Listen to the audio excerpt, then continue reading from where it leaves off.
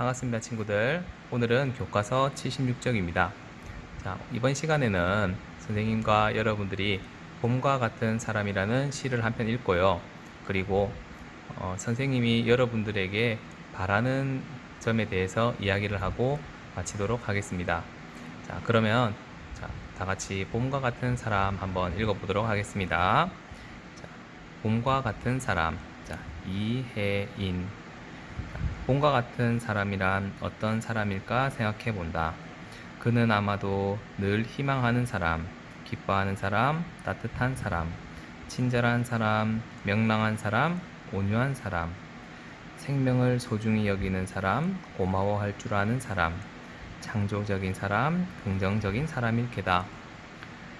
자신의 처지를 원망하고 불평하기 전에 우선 그 안에 해야 할 바를 최선의 성실로 수행하는 사람, 어려움 속에서도 희망과 용기를 새롭히며 나아가는 사람이다. 자, 이런 사람들이 봄과 같은 사람이라고 하였네요. 자, 이번 단원을 마무리하면서 선생님이 여러분들은 어떤 사람이 되었으면 좋겠나 하고 곰곰이 생각을 해보았는데, 선생님은 여러분들이 노력하는 사람이 되었으면 좋겠다고 생각을 했습니다. 그래서 이번 시간에는 노력과 관련된 영상 두 가지를 갖고 왔습니다. 영상 잘 보면서 여러분들이 다시 한번 노력이란 것에 대해 생각해보고 여러분들의 목표를 잊지 않고 열심히 노력하는 사람이 되었으면 좋겠습니다.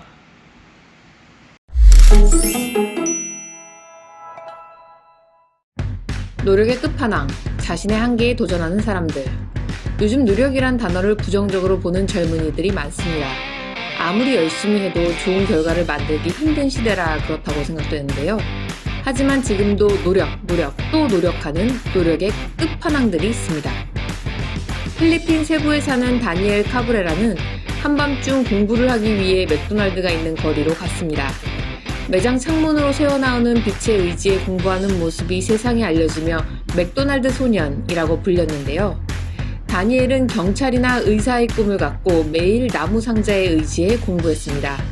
연필은 잃어버리지 않기 위해 항상 묵주에 묶어놓았죠.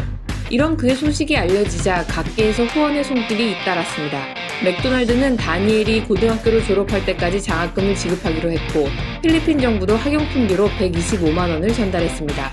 다니엘은 지금 경찰이 되기 위해 열심히 공부하고 있습니다. 사이클 선수 파블 볼리안스키는 2017년 뚜르드 프랑스 직후 인스타그램에 올린 허벅지 사진으로 유명해졌습니다. 지옥의 레이스라고 불리는 뚜르드 프랑스를 마치고 핏줄이 가득 선 그의 두 다리에 전 세계가 감동했습니다. 그의 뚜르드 프랑스 최고 성적은 75위.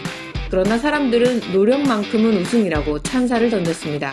그의 허벅지 사진은 페이스북과 인스타그램에서만 13,000개가 넘는 좋아요를 받았습니다. 치마와 샌들을 착용하고 50km 산악 마라톤 대회를 우승한 여성도 인간 승리의 메시지를 전했습니다. 2017년 멕시코에서 열린 울트라 트레일 세롤로에 참가한 마리아 로나 레밀레스는 전문 마라톤 선수가 아닌 일반 참가자로 12개국 500명의 선수가 출전한 대회에서 7시간 3분의 기록으로 우승을 차지했는데요. 인근 토착 부족 타라우마라 출신인 그녀가 사용한 장비는 물 한 통이 전부였다고 합니다. 노력해도 성공하지 못한 사람이 많습니다. 하지만 성공한 사람 가운데 노력하지 않은 사람은 드뭅니다. 그것을 발로 보여준 사람들이 있는데요. 뼈가 뒤틀리고 단단한 굳은 살이 생긴 발레리나 강수진의 발이나 박지성, 정현, 김연아 선수의 발은 세계 정상을 만든 노력을 나타내는 유명한 사례입니다. 노력은 손을 망가뜨리기도 합니다. 2017년 5월 롯데월드 타워 등반에 성공한 클라이밍 선수 김자인의 손이 화제가 되기도 했죠. 2016년 리우 올림픽 조정 남자 포어에서 금메달을 받은 영국 선수 알렉스 그레고리가 경기 직후 SNS에 올린 그의 손은 노력의 상징으로 세간의 이목을 집중시키기도 했습니다. 세상엔 성공을 향해 올라가기 위한 보이지 않는 사다리가 있다고 합니다.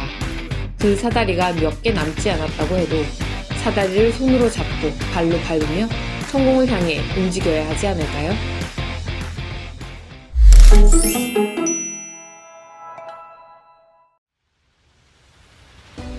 NBA 역사상 최고의 선수를 꼽으라면 단연코 마이클 조던을 꼽을 수 있다. 천재적인 실력도 인상적이지만 집요한 승부욕과 도끼로도 유명하다. 그런데 마이클 조던보다 더 독한 선수가 있다. 시카고 불스에서 조던과 함께 6번이나 우승을 차지했던 필 잭슨 감독이 보증한 선수 코비 브라이언트다. 마이클 조던의 모든 것을 롤모델로 삼았던 선수가 코비 브라이언트였다. 그런데 훈련을 대하는 태도와 도끼만큼은 오히려 코비가 조던보다 대단했다. 이 말을 들으면 조던이 나한테 뭐라고 할 것 같긴 하다. 하지만 진짜로 그랬다. 조던도 따라오지 못하는 연습벌레 코비 브라이언트.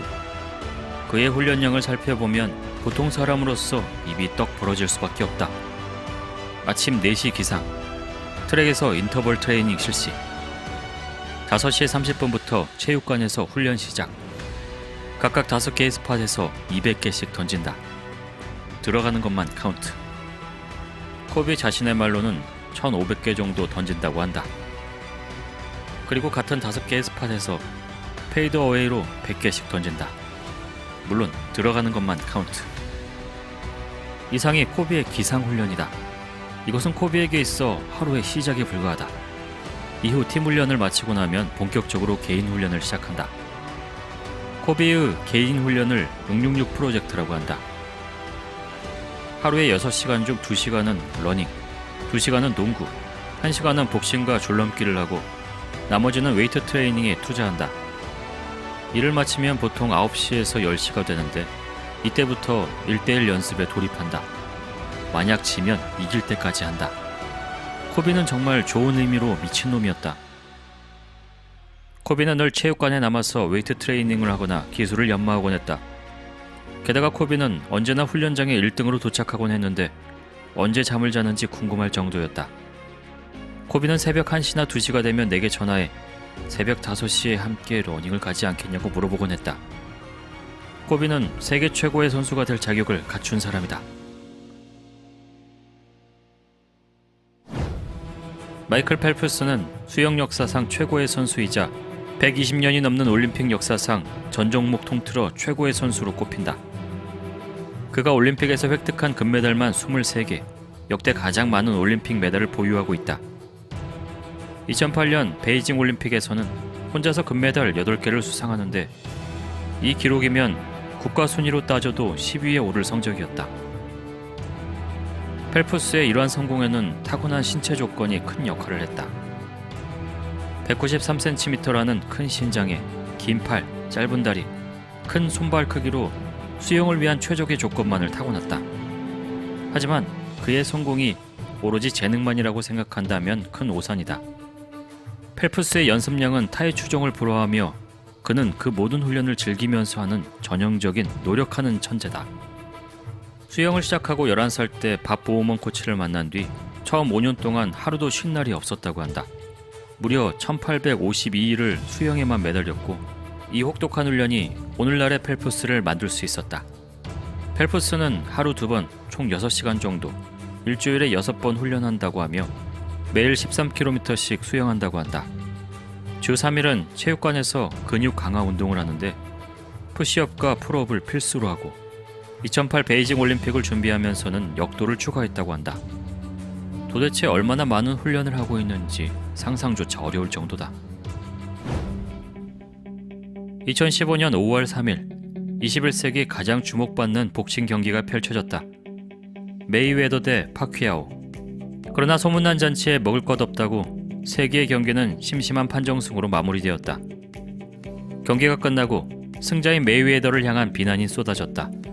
재미없는 경기만 한다. 수비 일변도다. 위대한 복선은 아니다.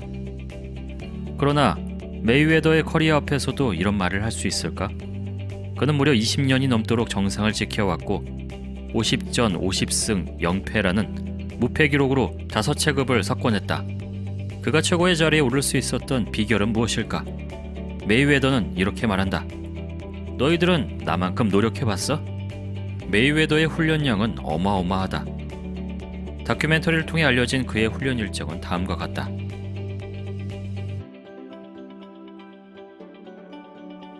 얼마나 훈련에 집중하는지 애틀랜타 올림픽 당시 편파 판정으로 패배한 후에도 이틀 후에 다시 훈련을 시작했다고 한다.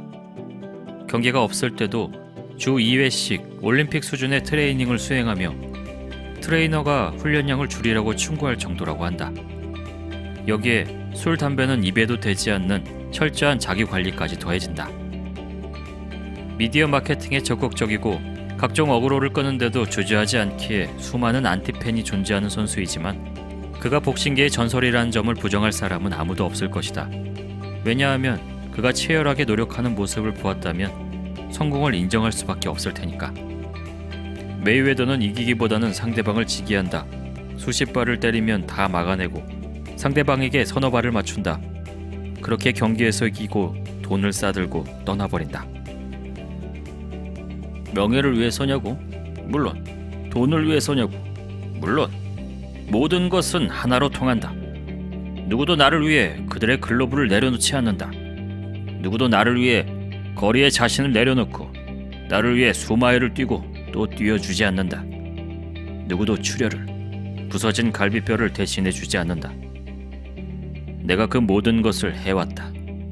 내가 사는 동안 나는 더 베스트 에버로 기억될 것이다. 미디어 앞에서는 언제나 천진하고 명랑하게 보이는 나일 테지만 나는 매일매일 해가 뜨는 것이 무서울 정도로 지독한 노력을 하고 있어.